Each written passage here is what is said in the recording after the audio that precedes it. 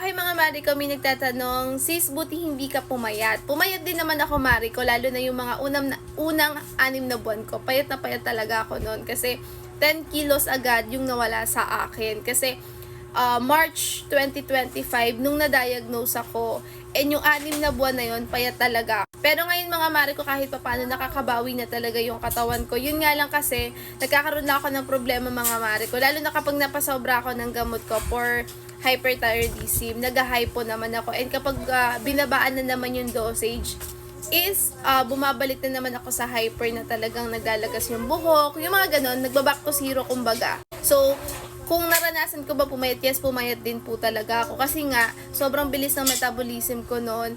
Tapos, lagi ako nagpo-poops. Siguro 2 to 3 times a day yon. Ngayon, isang beses na lang naman. Kasi lalo na nagugulay ako at nag-iisda. Tapos, nagkakarnidi at saka nagmamanok ako guys. Pero, remember, moderate lang. Hindi pwedeng tuloy, ganon. So, kung kayo nagtataka pa rin kayo kung bakit kayo payat, ganyan, siguro mas maganda advice ko lang sa inyo, iwasan nyo yung bawal. So, ano ba yung mga bawal? Lalo na kapag may hyperthyroidism tayo. So, number 1 na bawal sa atin, yung matataas sa iodine. So, pwede nyo na ma-search yan kasi kung may sinabi sa inyo yung doktor nyo, iwasan nyo. Sa akin kasi merong sinabi, so iniiwasan ko yon. So, number 1 dyan, yung ginagamit nating pampalasa. So, dati kasi mga Mariko, malasa kami kapag nagluluto. So, ngayon, ang ginagamit ko na lang is asin.